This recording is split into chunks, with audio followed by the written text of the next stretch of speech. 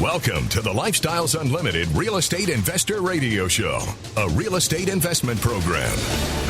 Listen and learn how to use real estate to build wealth and passive income streams for you and your family. We bring you experts every day to discuss and answer your questions on everything from single-family homes all the way up to 600-plus unit apartment complexes.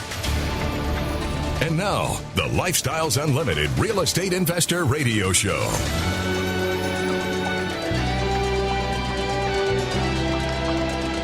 Welcome to the show. My name is Al Gordon, and as always, we're working on your financial freedom, but the stock market isn't. Now, the stock market's not working on your financial freedom. Did you see what it did today? Well, on the Dow, it gapped down. What does that mean? Well, gapping down means that when the markets opened today, the opening price was actually lower than the closing price of the previous trading period. And that gap, that difference, is called a gap down. And that's what the stock market did today. Now, I didn't do anything to create that. I know you didn't do anything to create that. I know the guy down the block, he had no control over that either. Yet that's what we woke up to this morning. Now, Jim Cramer, here's a guy that's been on CNBC for a very long time. And I remember back in Jim Cramer's original days, he was kind of notorious for getting information maybe a little bit wrong. In other words, he would make a prediction, he would stand by that prediction, and then life would happen, and the market would do whatever the market would do. And then Jim Cramer, he had a little crow on his plate, so to speak. Yeah. Now, I'm not picking on Jim Cramer, because Jim Cramer's a man just like I am, probably like you are, unless, of course, you're a woman, in which case Jim Cramer has no specialized predictive analysis skills any more than I do. Now, he may have worked on some things to help him kind of assume what the future might hold based on indications he's been getting in the market. Okay, I'll give him that. That's what he does. And I'm not picking on Jim Cramer. But here's what Jim Cramer said today. And you either have to believe him or you have to push whatever he said to the trash heap. Because you either believe him or you don't. So what did he say? Well, Cramer said this. The U.S. stock market is in a sell-off period that could last a couple of months. And he advised to act accordingly. What does that mean? React accordingly. Do you have a game plan? Do you have something in place to protect the gains that you've made in the stock market? Do you have stop losses in place? I mean, what is it that you have that exists in your portfolio right now that will protect you from a drop in the stock market? And for most of you, the answer is, well, I'm not sure. I'm not sure I know. Because that's what happens in the stock market. You're riding along, fat, dumb, and happy. Everything is going along great. The stock market is going up. We get into a pandemic. The stock market panics. And then it comes back. Fortunately for you, so you dodged a big bullet. Maybe you got a little bit of dollar cost averaging in there, but, you know, with that deep V the way it was, chances are you weren't able to really benefit from that because you only purchased your share of mutual funds or stocks on the first day of the month. And a lot of that V-shaped stuff happened on other days of the month. Yeah, that's just the way it is. So you're thinking to yourself, I'm sitting on big piles of money. Big piles of money. I've got a friend that has a pretty healthy 401k. And I've been talking to him periodically about repurposing that 401k. Now, his wife, she's opposed to that. She thinks that doing something like that is extremely risky. She thinks that if they tap that money, first of all, she knows because they're not older than 59 and a half. She knows that there's a 10% ignorance penalty that the government lays on you And I call it an ignorance penalty because you didn't know that when you got involved with those types of investment vehicles, you didn't know, or at least you didn't consider the fact that maybe somewhere in the future you might consider taking that money out before the government tells you it's permissible. And to be honest with you, I'm not a big fan of the government telling me what to do with my money. I mean, the government's got their hands too deep into my pockets as it is. And I just don't like the fact that they tell me this is how you got to do stuff. So his wife knows there's a 10% penalty that would be imposed upon them if they take that money out. Here's the other problem that they have. Taxes are going to be due on that money. Yeah, and I happen to know this individual because he doesn't have any real estate in his portfolio other than the fact that he owns his principal residence, which, to be honest with you, that is not an investment. That is you buying a house to live in and consume. That thing isn't providing you any income streams. So as a result of all that, I know that he's actually in a much higher tax bracket than he wants to be in because he works for a living. He makes a decent income. His wife works for a living. She makes a decent income. When you take those two decent incomes and you put them together, that amasses to a lot of money that they pay a lot of taxes on. And given what the House of Representatives are trying to do right now, they want to push those taxes up. Now, they've got it all disguised. It's all disguised as a tax on the uber rich. You're going to be fine. And that's never the case. You know that to be true. I know that to be true. There's going to be something in that proposal that, if passed, is going to bite you and I on the ankle. So what am I getting at? Well, I think that right now, if you are heavily invested in the stock market, you need to buckle up. I think you need to buckle up. Now, I'm not predicting a crash to the stock market. As a matter of fact, that's the last thing I want to see happen to anybody. But I am here to tell you this. That stock market is going to do what that stock market is going to do, and you have absolutely zero control over it.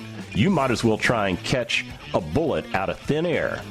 That would be easier than controlling the markets. When we come back from the break, I'm going to get into it. Stick around.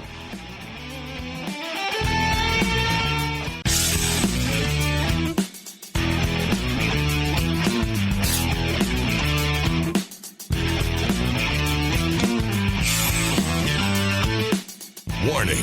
Listening to the Lifestyles Unlimited Real Estate Investor Radio Show will change your life. We will teach you how to create wealth and passive income so you can be financially free. And now, back to your host. Welcome back to the show. Sorry, I'm just texting my daughter right now because over the weekend, my daughter moved in to her own place. She and her boyfriend elected to get an apartment together, and they moved in. So, being the proud papa that I am, okay, I'm not necessarily super proud that my daughter's moving in to an apartment with her boyfriend because they're not married. I mean, that's just kind of how I roll. But having said that, I don't run her life for her. She is an adult, and I will respect her wishes while always being there to support her in any way I can. I just can't run her life for her. So, anyhow, what occurred over the weekend was we went to my daughter's aid and we helped her move into her apartment. In other words, we helped her move everything out of where we're currently living over to her place. And then we went to storage where all of our household goods are at, because right now I'm in the middle of a transitional move myself. So I'm living as a renter in somebody else's property. We went and got her stuff out of storage and we took it to her apartment. Now, the first thing that hit me square in the face was the fact that this apartment really was not ready to be rented out. It was not, at least based on a Lifestyles Unlimited standard. Now, one of the things that I noticed when I got to this apartment community was a bunch of signs saying, hey, we're doing this, new owners, blah, blah, blah, which tells me that the complex itself was transacted to somebody else. Now, I'm pretty confident that whoever bought this apartment community is not a Lifestyles Unlimited member. And the reason I know this is because when I walked into this unit that my daughter had selected to rent, and in fairness to her, there's a lot of competition out there to find anything available right now. Well, when I walked into this unit, there was lipstick on a pig. Yeah, there was lipstick on a pig. And what does that mean? Okay, it means that somebody had put down like kind of vinyl, newish flooring, and it looked like the place had been painted, and the appliances were all matching, and they were all the same brand, and there was some upgraded, granite in a very small kitchen space. But as you walked through the unit, you realized that the foundation had problems.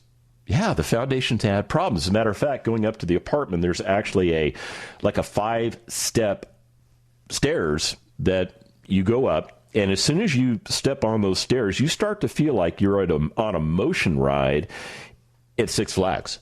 You do, because everything is all wonky, which is just more indication of foundation problems. And then, of course, driving into the complex, it's like four-wheel drive.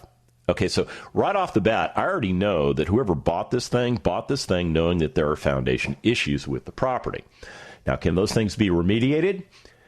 Absolutely, they can. They can. It does take some time, and it does take some effort.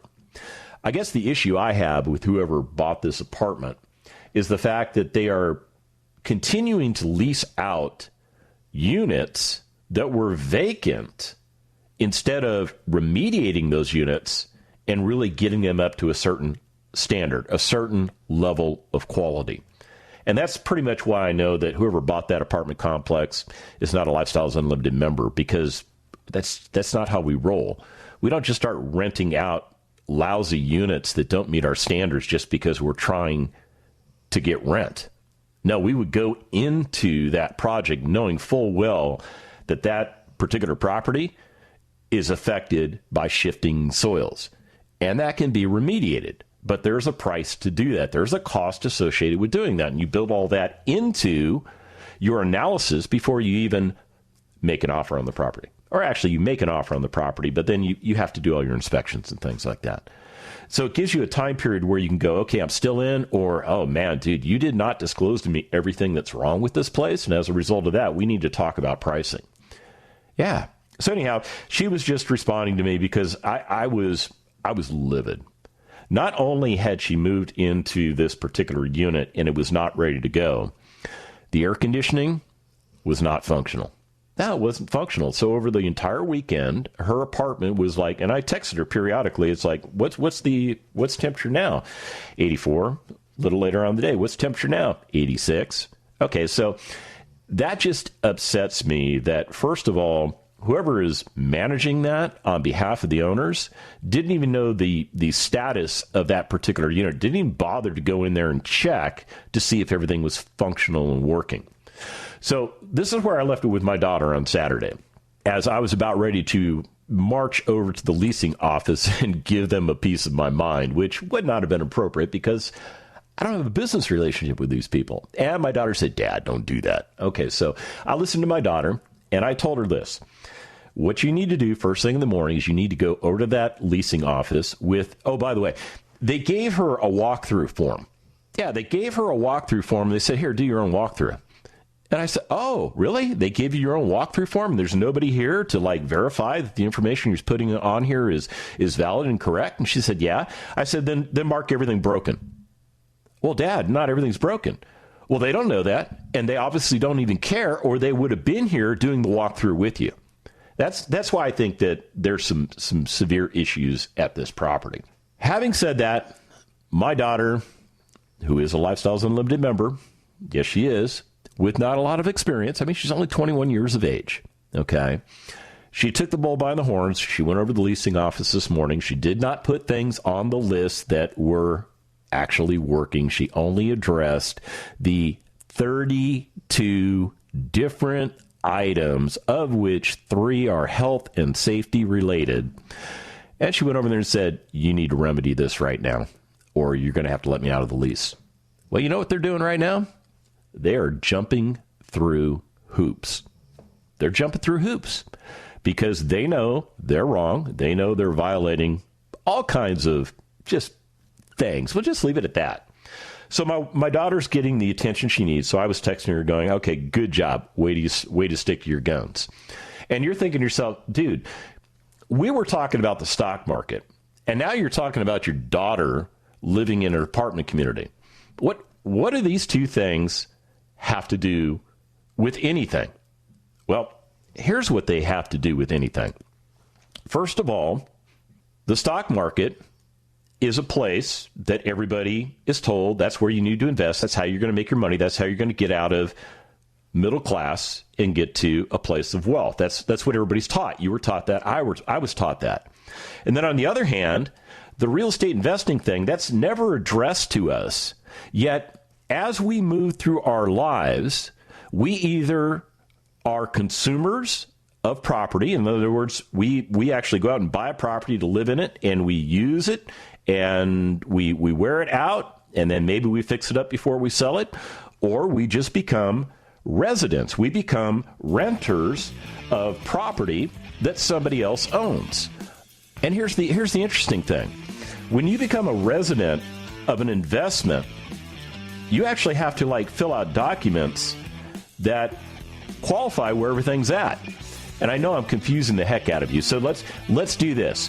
When we come back from the break, I'll make sense of all of this. I promise you.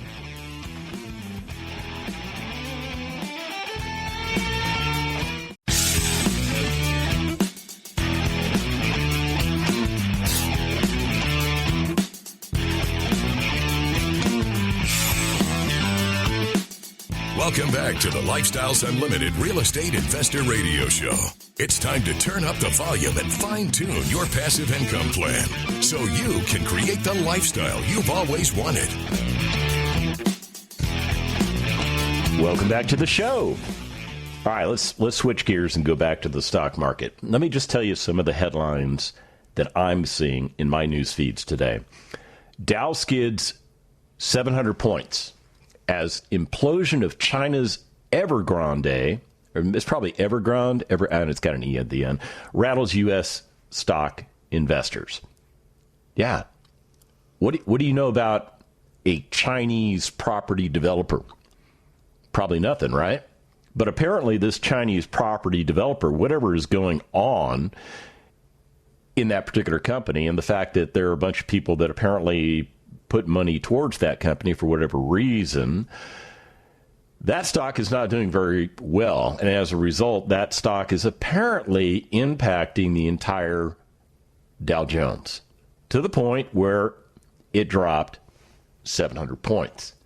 Now, 700 points may not seem like a big number to you. I will tell you that back in the days when I was investing in the stock market, a 700-point drop was the kiss of death.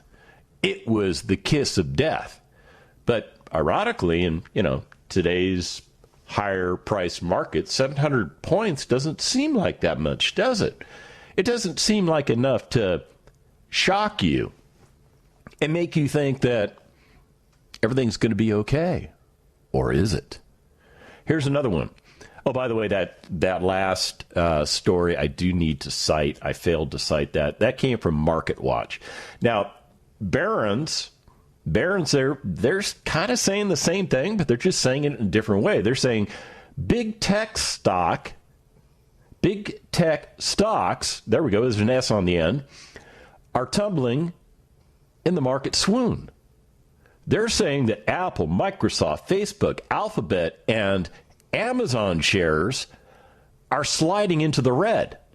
Yeah, they're saying that all these bellwethers that you're probably invested in are, for whatever reason, not doing well. So the question I have is this. Did Microsoft and Apple and Facebook and Alphabet and Amazon, did they all get together and come up with some stupid business plan that failed them? And as a result of that, that's why their values are going down? Well, I don't think that's the case. I really don't. And although I don't agree 100% with any of those companies and their business models, I don't think that they necessarily did anything in particular that should have damaged the value of their stock. Yet, they're getting caught up in this slide. They're being dragged down by something that they have no control over either. Are you starting to get it? Man, I know you're starting to get it. All right, let me hit you with another one. This comes from, did I tell you that last one was from Barron's? If I didn't, it was from Barron's. I want to make sure that the sources that provide me the information that I need are cited, because I actually appreciate the fact that they're reporting what I consider to be legitimate news. They're telling me factual information, not telling me stories designed to try and manipulate my thinking. Investors Business Daily. Man, they've got a couple of headlines out, but here's one that really caught my eye. Federal Reserve meetings S&P 500 impact hinges on one thing, not the taper. And you're going, what does that mean? Okay, well, you have to actually get into the byline to kind of understand what they're talking about.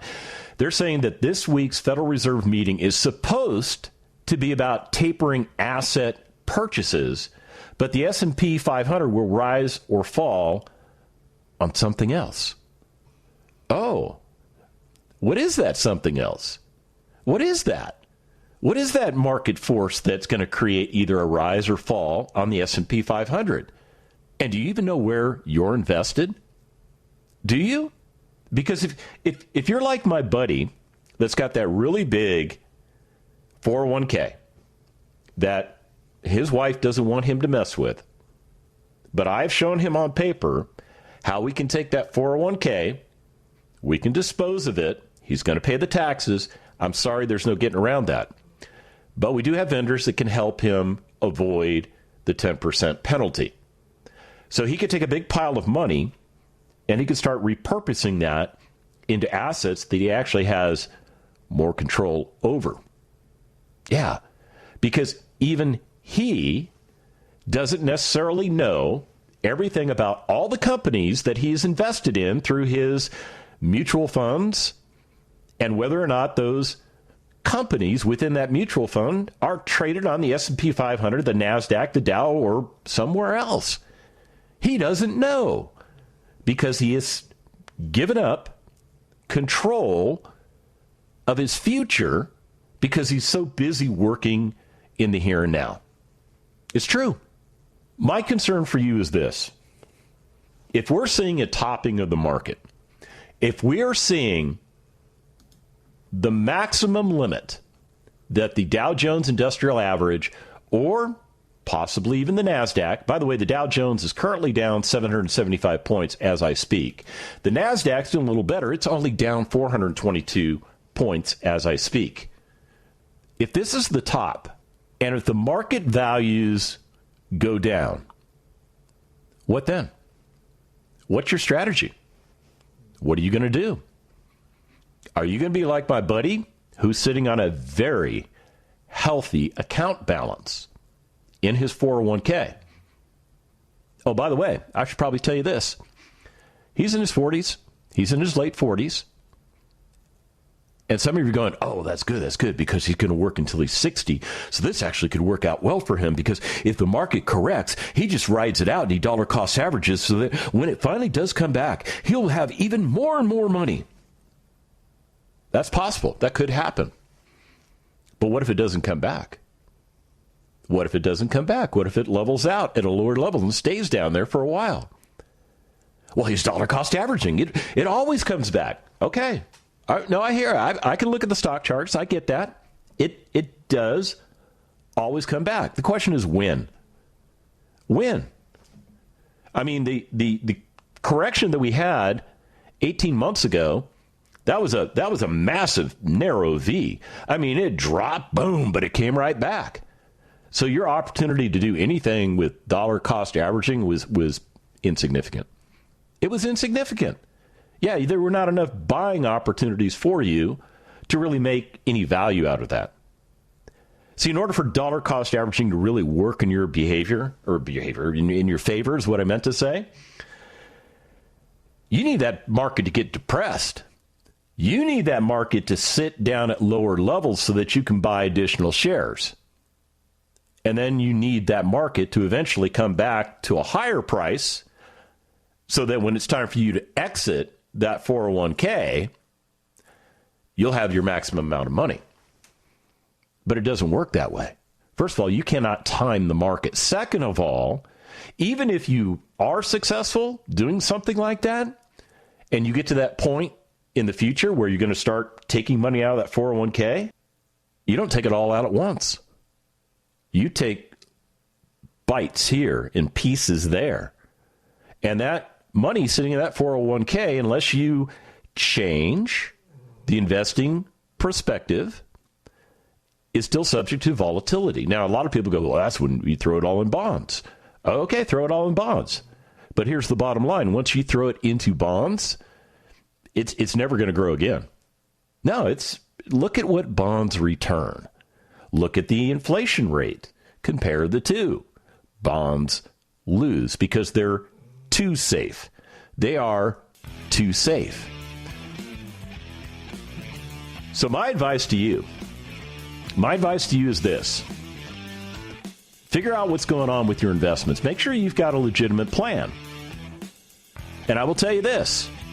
That person that bought the apartment that my daughter just moved into, maybe they have a better plan than you do. When we come back, I'll tell you why.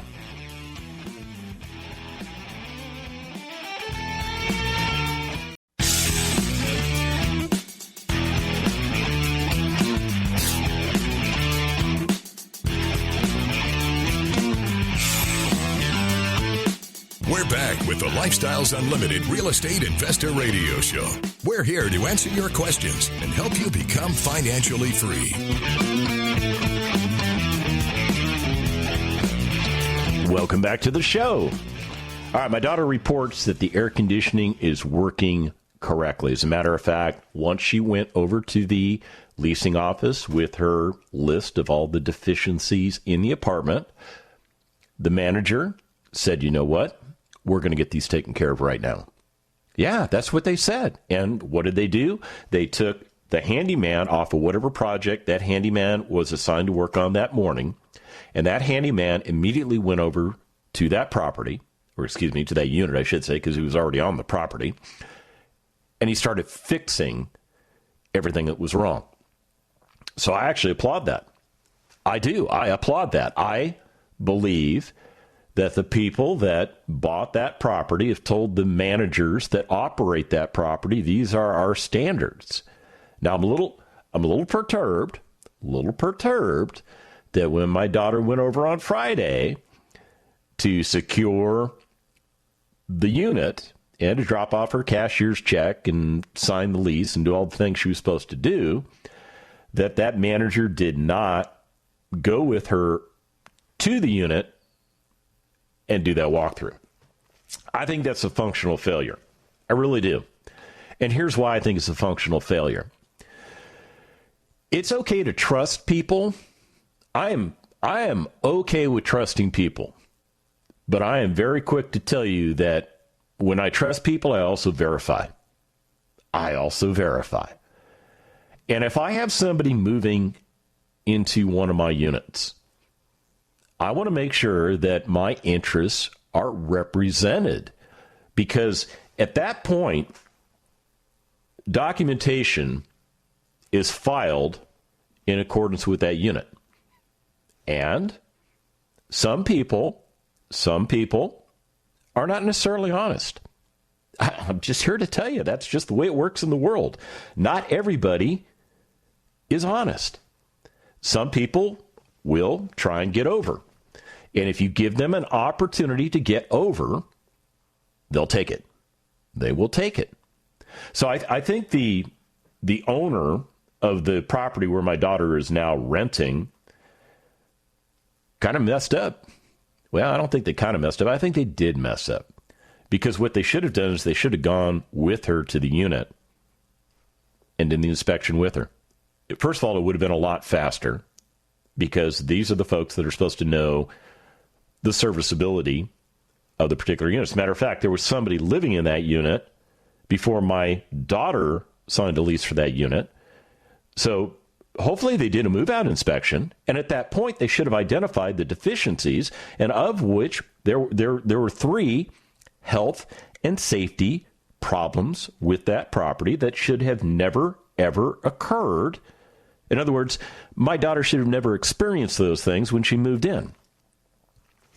The air conditioning, that should have been taken care of. If the guy could fix it that quick this morning, it should have been fixed before she walked into that unit, and the management should have known that. So fail on behalf of the management.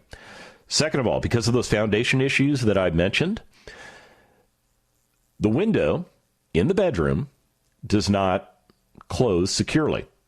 In other words, that's a security breach, as well as a weather effects breach. Yeah, because air can come in and out through there. So they've got to get that remedied. I don't know what they're doing to fix that, but that needs to be resolved. The last part, which is really a major problem, has to do with those 5 steps that are going up to her unit. Yeah, those I don't know how the people that bought this property, if they put leverage on it, how that condition got past any inspections. I don't know how that happened. Because I will tell you this, if I were elderly and infirmed and I was trying to walk up those stairs, there's a huge threat to my safety by trying to navigate those. Because they're all incorrectly laid, they're all incorrectly poured, they're incorrectly attached. There's a lot of problems there. And the reason they need to address this problem is not because I'm going to go there and I'm going to fall and hurt myself and sue them, because that's I'm not a litigious guy. But there are litigious people out there that will do exactly that, that will look for a chink in the armor, so to speak, and they will try to exploit it. So that particular property owner, I mean, they really need to get on it.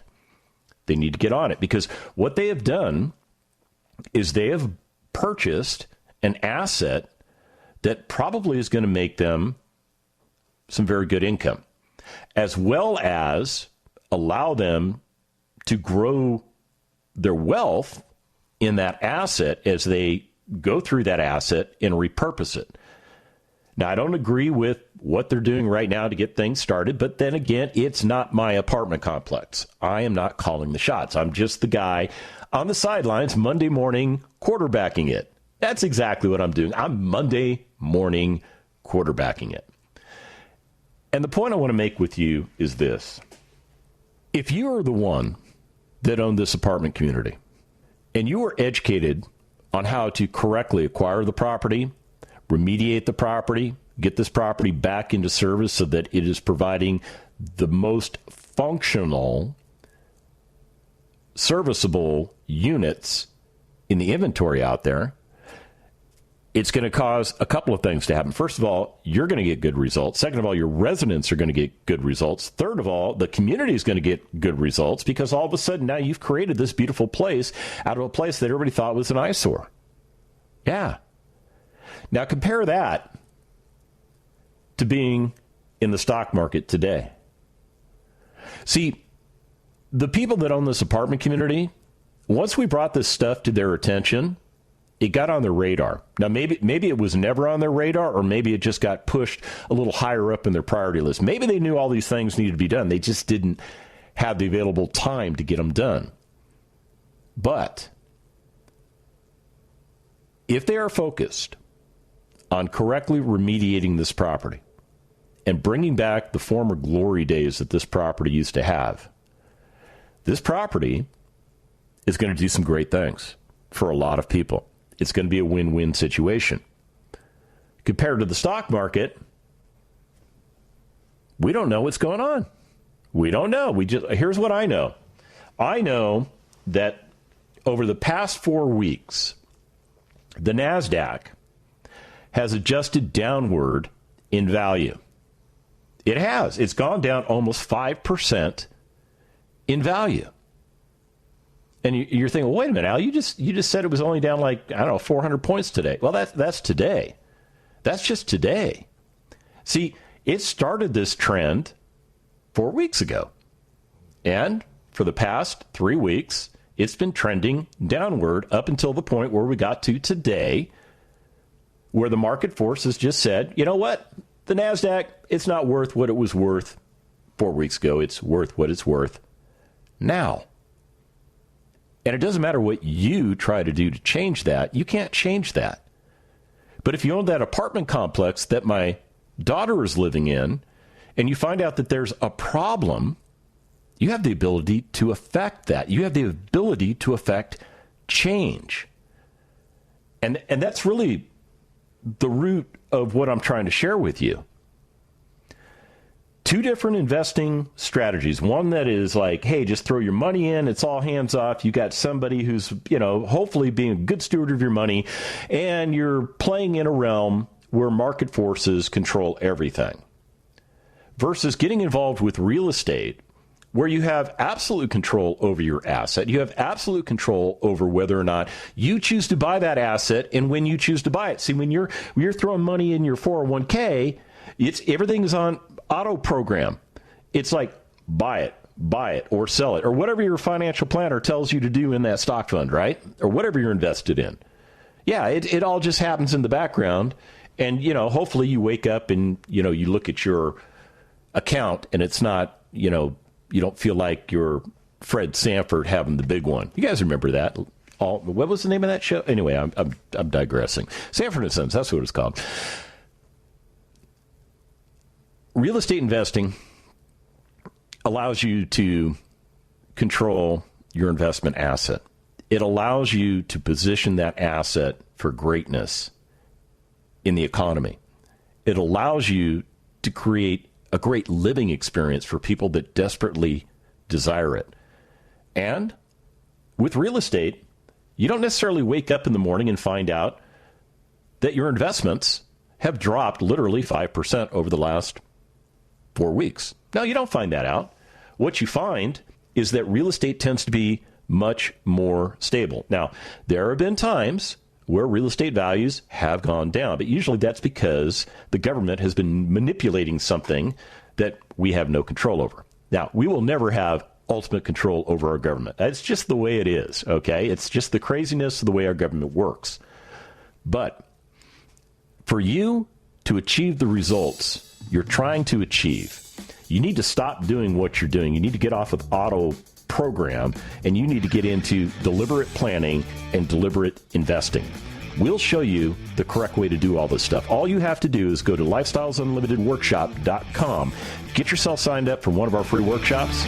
Let's get you going.